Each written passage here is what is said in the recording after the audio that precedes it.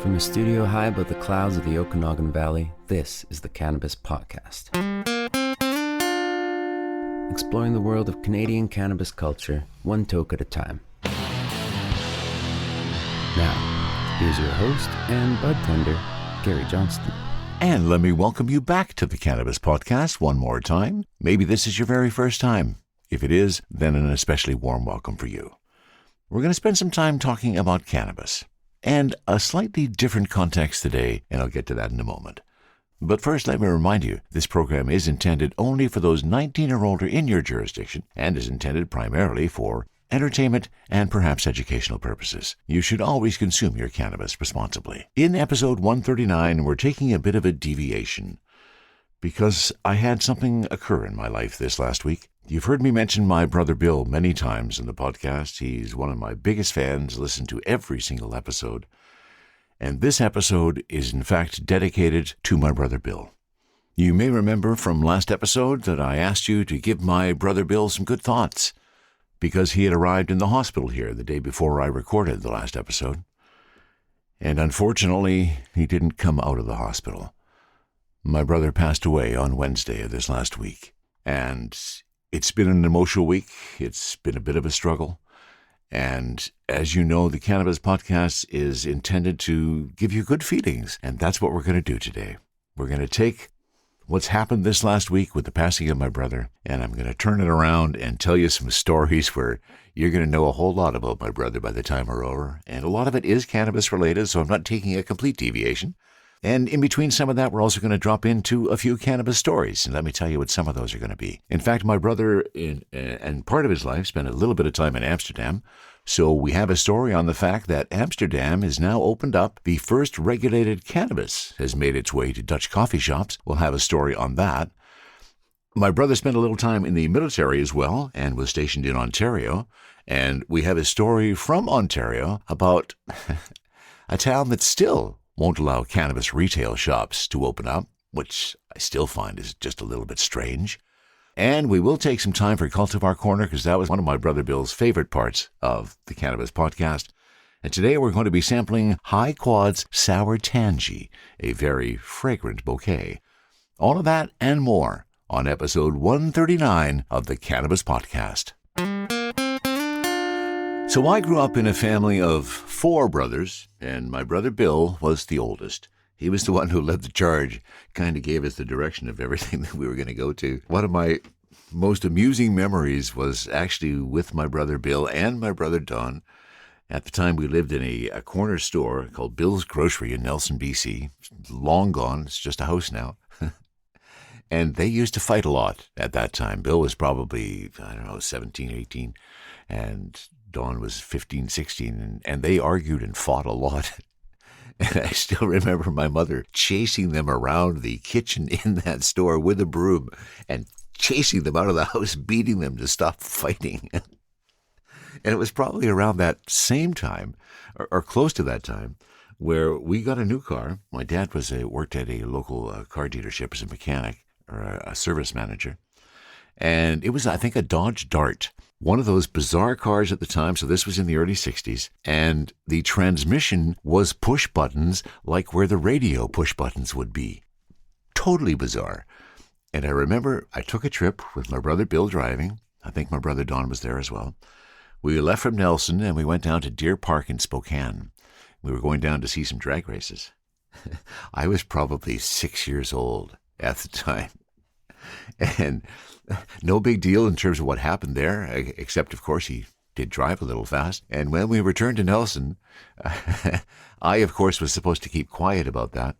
And the very first thing that came out of my mouth when we arrived back in Nelson to my dad was, "Bill went 100 miles an hour."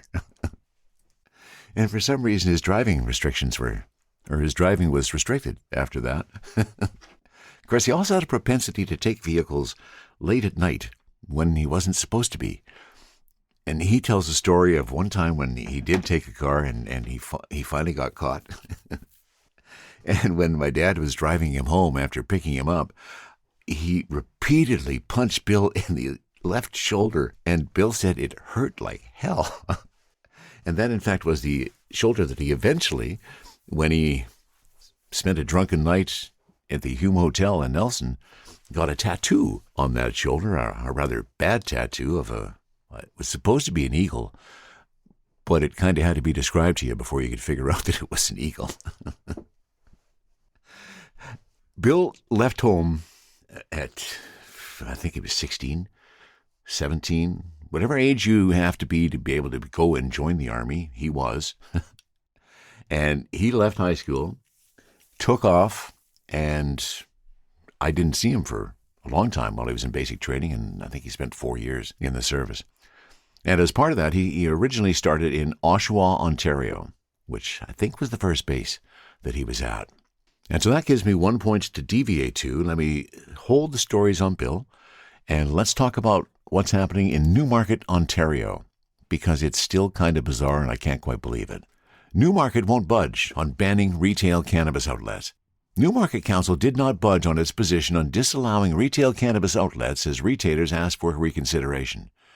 Retail industry representative Rihanna Ford was a delegate December 11th, asking the town to consider allowing the stores. Current regulations put planning control in the hands of the Alcohol and Gaming Commission of Ontario once a municipality opts in to allow stores. Newmarket Mayor John Taylor said council maintains the position to disallow stores until that changes. He said planning control is needed so that the town could, for example, prevent there from being too many stores on Main Street.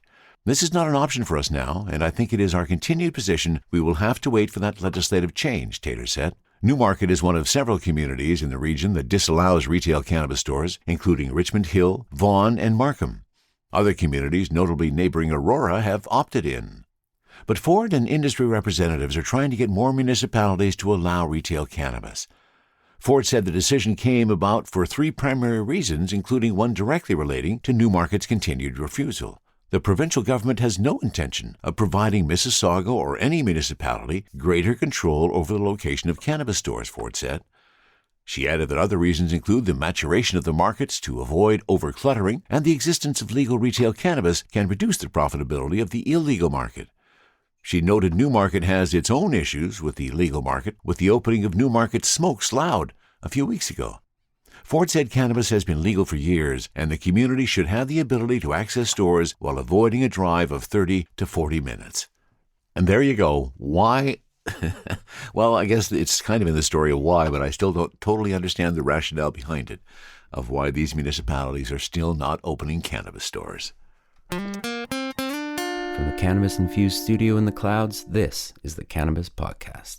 I realized as I started to think about some of the stories I wanted to tell that I could go on for hours on this, but that's not the intent. I do want to keep the content to about the same length as the episodes usually are, so I'm going to be perhaps a bit more selective than I originally had intended. To understand my brother Bill, there's a critical story that you need to hear, and that relates to him visiting at Christmas. My family had moved to Williams Lake. Bill was still living in the Kootenays. He was a Kootenay boy, died and true. The family moved originally into the Kootenays, into Burton, when Bill was probably about 5 or 6 years old. And from that point on, the Kootenays was Bill, and Bill was the Kootenays. They had an incredible connection that never was separated. So that was really a key part of him. So that's where he still resided, and he would come to Williams Lake for Christmas. And this one particular, there's actually a couple of Christmas stories you're going to hear. This one Christmas, he was late to come. He was driving up late. It's probably now after 9 o'clock on Christmas Eve. We still haven't seen him. He's on his way driving up the Caribou Highway, and he hasn't done his Christmas shopping yet. So he did. It was a gas station in Cache Creek, and in that gas station in Cache Creek was where Bill and later our entire family was introduced to the Trim Trio. Now, if you don't know what I'm referring to in the Trim Trio, go ahead and Google it, look it up. It's a handy little personal device, personal grooming device, I guess would be the best way to describe it. It has a nail clippers, a nail file, and a nail thing so you can clean your nails. And here's the relevant, really important part about the Trim Trio. It has a screwdriver. And that screwdriver will come to play in probably the last story I'm going to tell you today, so remember about that screwdriver. So that's what when Bill finally arrived I think it was after midnight by the time he finally did arrive. Everybody woke up Christmas morning, opening the presents, and then came the presents from Bill, and it was a little cardboard stock with a trim trio attached to it. And that became one of those things. You know how in a family there are those things that you just keep mentioning because they started those moments. Well, that was one of them. The trim trio was definitely one of those moments. And while we're on driving home for Christmas, and Bill, here we go again. So Bill left behind his daughter Angela, or Angie, she's known to all of us, and his ex-wife Joan. Angie, if there's anything you need, just give me a call. Happy to be there for anything you need going forward. You know how much you and your dad mean to me. This story occurs when Joan and Bill were still married, and Angie was 3, perhaps, maybe 4. Joan, Angie, and Bill drove from Nelson all the way up to Williams Lake. And they were bringing the turkey. Yeah, you probably already know where the story's going, don't you? They did bring the turkey on that 8-hour drive from Nelson up to Williams Lake in the middle of the winter with the heater going in the car. And then we cooked that turkey on Christmas Day, and one by one, everybody started dropping with food poisoning. That's another momentous story that we all remember about my brother Bill and the famous Christmas turkey. Now, when Bill was in the military, he did spend some time in Germany with the forces.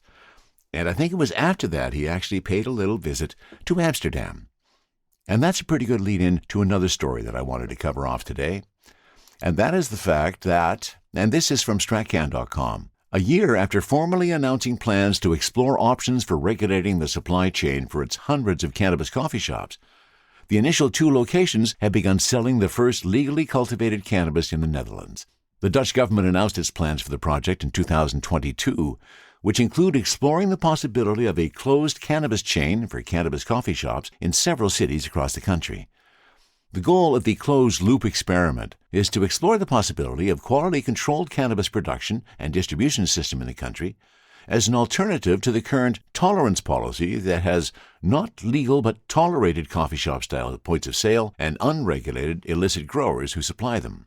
By regulating the sale of cannabis, we have a better insight into the origin of the products and the quality, Dutch Health Minister Ernst Cooper said recently. In addition, we can better inform consumers about the effects and health risks of cannabis use. The Dutch cities of Breda and Tilburg are home to the first 2 shops to sell this cannabis. Cooper's joined Breda's mayor Paul Delpa and Tilburg's mayor Theo Wetterings in the coffee shop De Baron in Breda to show off the first delivery of cannabis.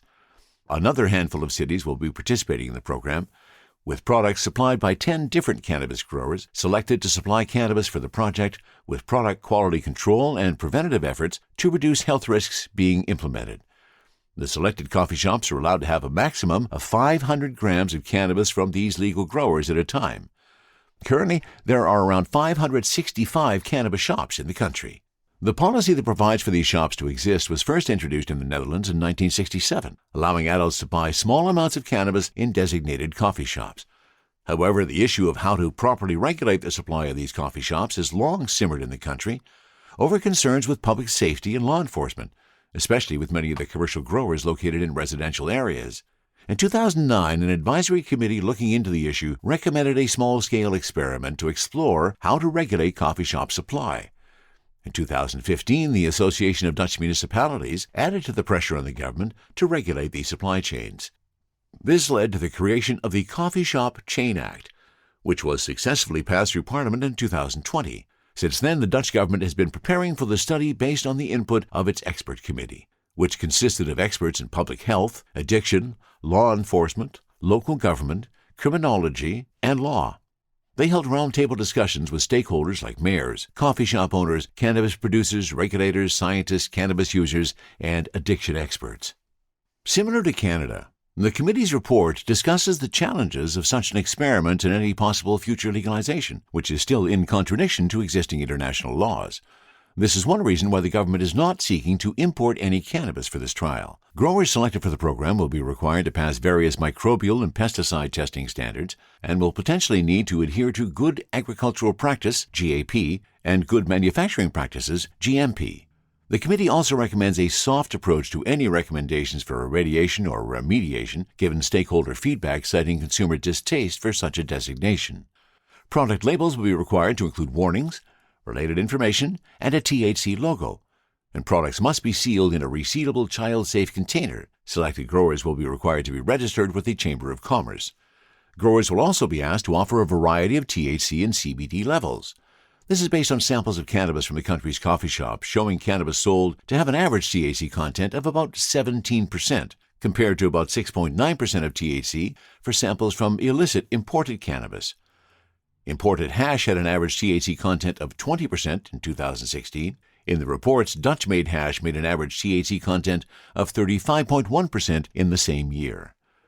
Based on this, the committee recommended 15 cannabis varieties and 10 hash varieties should be sufficient for the initial stages of the pilot project. The committee does not recommend including space cakes and other edible cannabis products, citing public safety concerns, especially with accidental ingestion from young people. Interesting the different approaches that are being taken around the world, with, of course, the Netherlands, cannabis still being illegal, but this new experiment to a designated supply for coffee shops? I think it's a great idea to try something else. Remember I mentioned that we had a small cafe and corner store called Bill's Grocery? That's because my dad's name was also Bill. Of course, Bill, my brother, was Bill Jr. It was really funny when we got together with my cousins, who was also named Bill, and the father was also named Bill. So we had Bill, Bill, and Bill. Actually, we had Bill, and Bill Jr., and Bill Jr. It got very, very confusing around Christmas time. Bill's 21st birthday. Let's say he had already been in the bars a few times. Probably was not his first day in any of the bars in Nelson. But on his 21st birthday, he started early. And he arrived back at the cafe where Mom had dinner planned. In the cafe portion, we closed the cafe so that we could have a little family dinner in it. The long table was set up, and my mom made some fried chicken. Delicious fried chicken. And Bill shows up, as I say, already 3 sheets to the wind from his travels, stopping at various bars on his 21st birthday. I'm sitting at the other end of the table. Now, there's a 9-year age difference between us, so you can do the math, 21 minus 9. I'm sitting at the other end of the table, and I say, Bill, can you pass me a drumstick? Well, the bowl's right in front of Bill, and he says, sure. And he starts throwing drumsticks down the other end of the table, which my mother was not too impressed about. But it still brings a chuckle to me every single day. I think of his 21st birthday and throwing those. On the day that I got married was another really important day for my relationship with my brother Bill. There was a lot of stress, as I'm sure you can appreciate before a marriage. And, everything was, and I was just getting riled up. Well, Bill took me aside and said, come on, let's go. He, my brother Don, and I took off in his car, drove a few blocks away, got out of the car, and he pulled out a joint of some Acapulco Gold. That was the first time I'd ever tried, and it was true Acapulco Gold at that point. Just a wonderful smell, wonderful aroma, wonderful taste, and boy, did it get me blasted. And that's what got me through the rest of my wedding, was that little burst of some Acapulco Gold from my brother Bill just before we went back. And the ceremony was supposed to be held outside. It rained that day. We were all crammed inside my parents' living room. There wasn't enough room for all of us. That was part of the stress. But that made it a heck of a lot easier for me to get through that day. And this is a story that I think every single one of our children told as we were all reminiscing about Bill this last week. When we had our 25th wedding anniversary, my entire family came to Kelowna and gave us some time off. and looked after our kids for, I think, 3 days when we went to Lake Okanagan Resort to celebrate it. So they were here for that time, and in that time, Bill took the kids on various adventures in his Jeep, which he had at that time. And my kids still tell the story, as they describe it, of climbing up Knox Mountain in his Jeep, and then going to this just arbitrary, weird little hill, and Bill kept driving his Jeep up and down and back up and down that little hill in the summer. And as everybody turned around, there was my daughter Sarah, who was the youngest of the crew, my daughter Sarah, son Sean, and Ian. And Sarah's face is just literally covered in creamsicle, which she had been eating all the time they had been driving around in this Jeep. And that is still a story that's told today, I think, by each and every one of my children. And they remember Bill very fondly for that. Another thing that a lot of people remember about Bill is he used to go on long walks, what they called the grind in the New Denver area. I think it was up to the top of Idaho Peak. I might have the mountain wrong. I was never as good at mountain names as he was. But he used to grow a lot of cannabis in his place over in the Kootenays. Had some every year. And out of that crop every year, he would make some oil, and he would make cookies. And his ginger snap cookies of cannabis were legendary in the Kootenays. And he used to consume them quite regularly himself on his walk up the grind. He had a series of dogs over the years. Harley was one with which many, many years. His current dog was named Rosie. Rosie, unfortunately, has now been somebody else has taken Rosie under their wing. I'm sure she's still kind of sad why she can't see Uncle Bill anymore. But that grind he used to love those walks. And those cannabis-laced cookies were what kept him going. He and I smoked a lot of joints together over the years. And there is a story that I told in an earlier episode, and I'll just give you a brief version of it. And that involves when I had the volcano. And Bill had only discovered the volcano soon before this story. Arrived into town, he was with a friend, and he called me up and he said, Gary, bring the volcano over. And so I did. I always did what my brother asked me to. Showed up at the motel. They had a bunch of weed with them. Pulled out the volcano, and we proceeded to consume a considerable amount of cannabis in a fairly short period of time. And that's the thing with the volcano. If you give it a time to dissipate, it's hard to determine that a volcano has been used in a room. But we were pushing it really, really hard. And then I said, okay, now we got to stop for a bit. Let's leave 5 minutes before we do anything. And after that 5-minute period, one of the people that was there, his partner came into the motel, and the guy said, okay, can you smell anything? Do you know what we were doing? And she said, no. He said, we've been smoking weed. They were so thrilled and amazed at how the volcano worked in terms of a vaporizer by dissipating that smell and aroma very, very quickly. And that was one of my fondest memories of Bill, smoking weed in the volcano. THC, CBD, terpene profiles, what's in me? Oh, please explain to me. Cultivar Corner, Cultivar Corner, oh yeah. Cultivar Corner, please explain this stuff to me. On Cultivar Corner today, we're dealing with a product from a company that won the AR Cannabis Cup last year. And the company is called High Quadz. Just cracked the lid on this 3.5 grams of Sour Tangie. My goodness. It is so bold and bountiful in aroma. And let me pull out one of those buds. I'll tell you a little bit about High Quadz in just a moment. But I want to first of all take a look with my jeweler's loupe. Oh my, look at those trichome fields. Oh, very nice. Bright green. Nice orange pistils scattered throughout. Really a nice structure on the bud. Nice cure on the bud as well. There's been some care and attention paid to that, obviously. And the smell, absolutely amazing.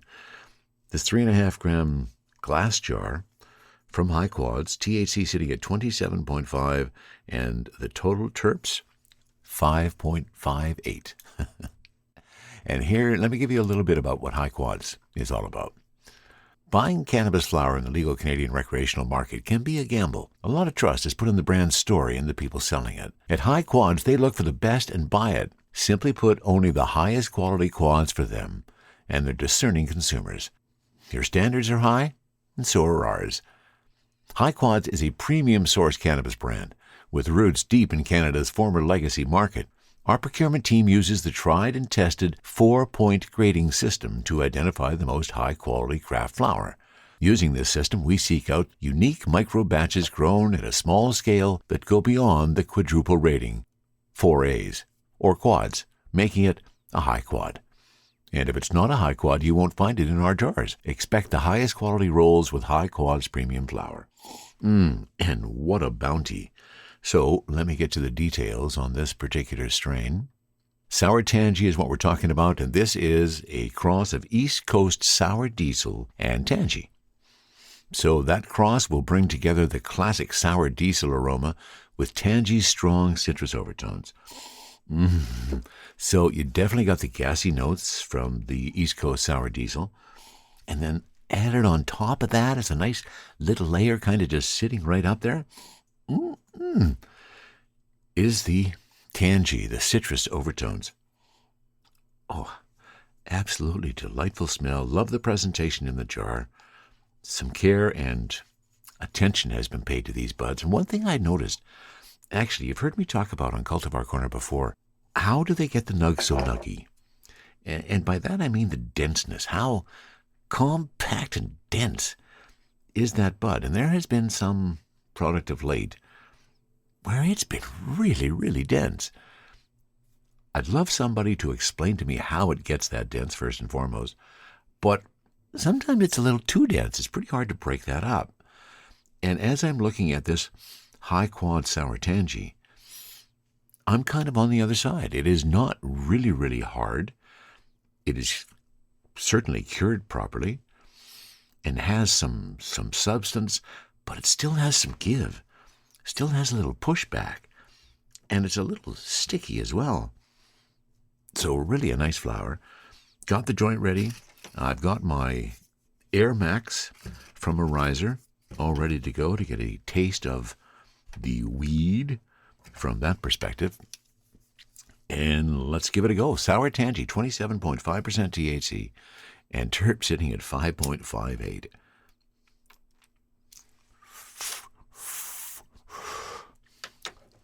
Oh, I love this. The taste of that. That is so smooth. Oh, and here comes my furnace.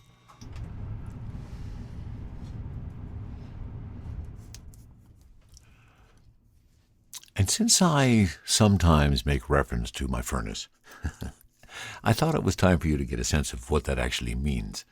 Because if you noticed, it's not quite as noisy anymore. Back to my challenge at hand. And let's say it's not really a challenge. So I have in my hands the joint of the Sour Tangie from High Quadz. Let me relight it up.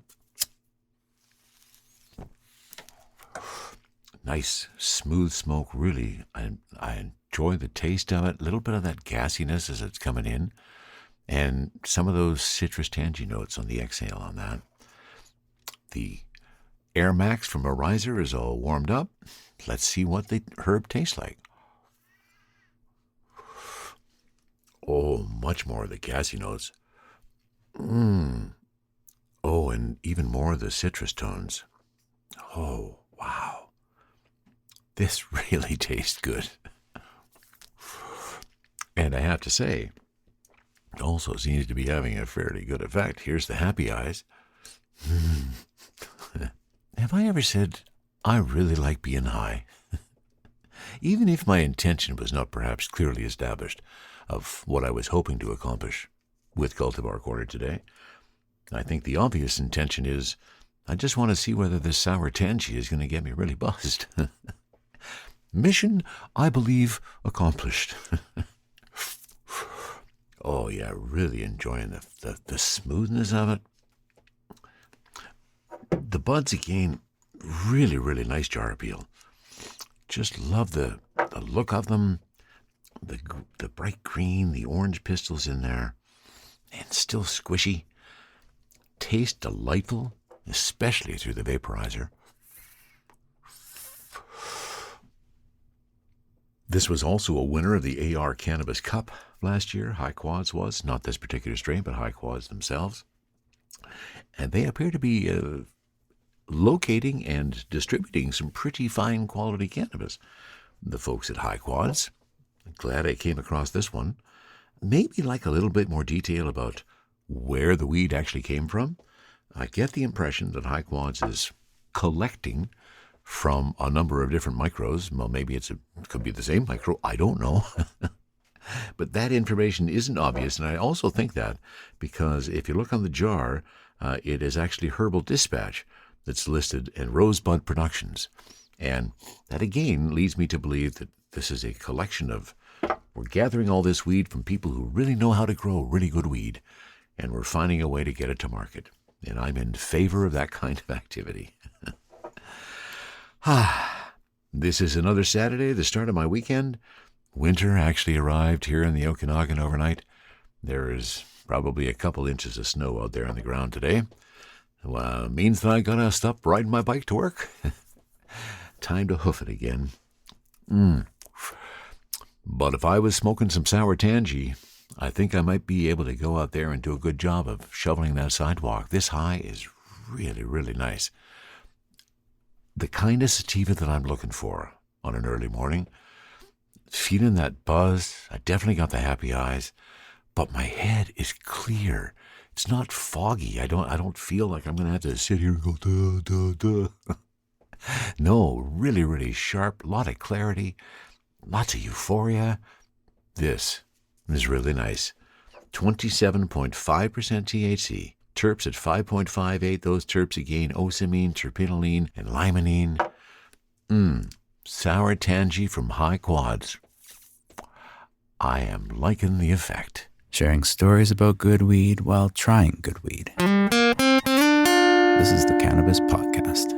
And let me thank you for being a listener. I so appreciate the fact that you were here, especially in this episode.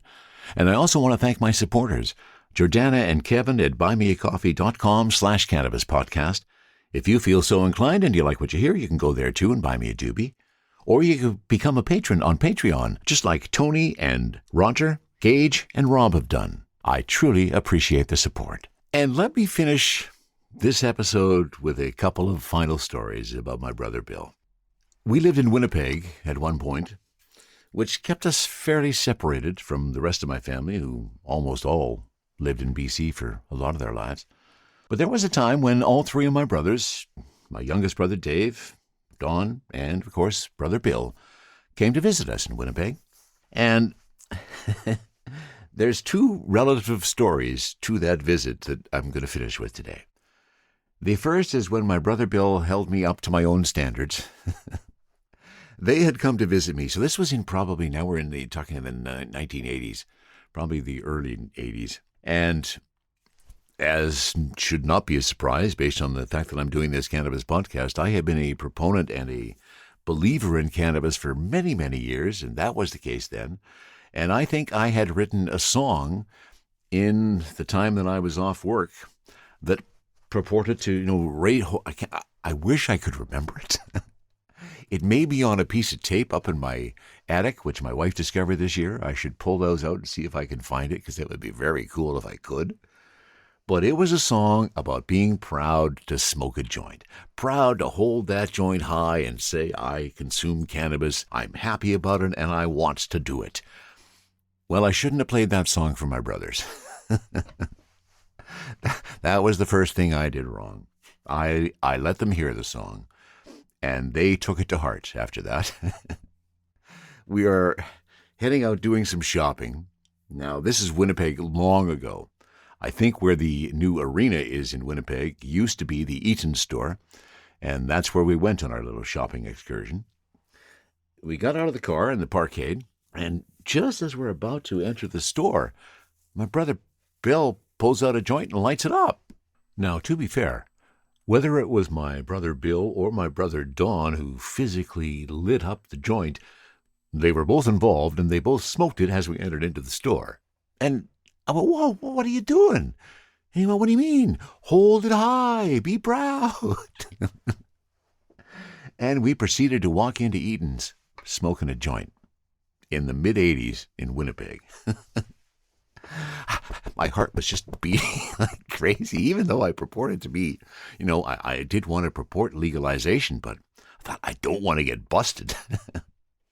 I convinced him to put it out soon after we got in there. He got the rush of going through it, pushing my buttons, as brothers are wont to do. And that brings me to the final story about Bill. It's not cannabis related, but it's sure Bill related. And it brings us back to that trim trio. I only worked one all-night shift in all of the years that I worked in radio. And that was this particular night, which was December 30th. Can't remember the actual year, sometime in the 80s.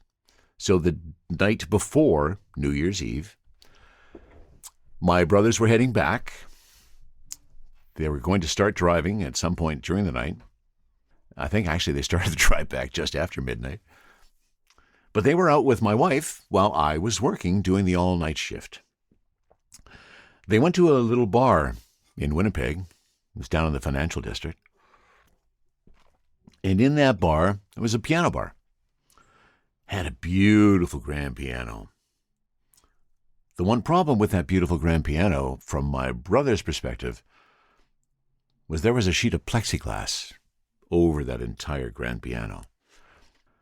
So, my brother Bill and my brother Don was involved in this as well, while my little brother David, who, by the way, was underage and shouldn't have been in the bar, and my wife Jan watched fearfully. They each had a trim trio. So they proceeded to sit at a different seat around that grand piano and loosened all the screws for the plexiglass with those trim trios. And once they had sat down at every seat and loosened every screw, they got on opposite sides of their piano, picked up the plexiglass, took it over and placed it against the wall, and the piano player went crazy, because now the piano sounded like a piano. But that is a pretty good description of my brother Bill. I love him dearly.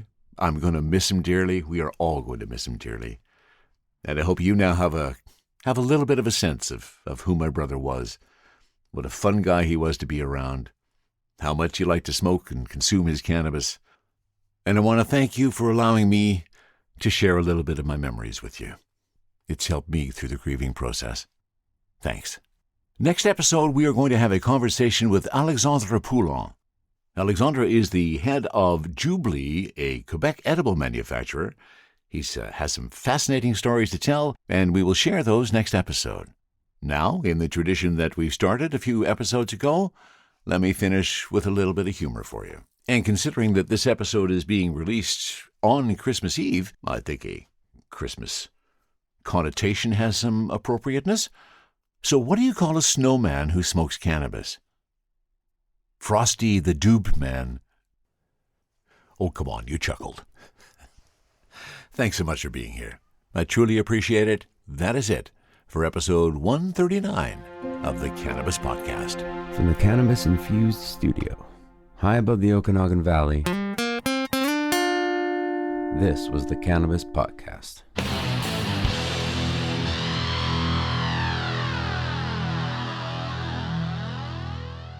Thanks for listening to today's show. To check out more great cannabis podcasts, go to podconnects.com. Here's a preview of one of our other shows. Hey friends, I'm Brannon. And I'm Saba. And we are your host of the Cannabis Hangout Podcast, an educational platform to connect with the cannabis community and share personal stories while breaking the stigma of marijuana. Join us every Sunday at 7 p.m. to gain valuable insight with different perspectives from industry leaders, growers, and medical marijuana patients. This is a place to learn so much from different angles in the cannabis industry. So tune in while we break it all down.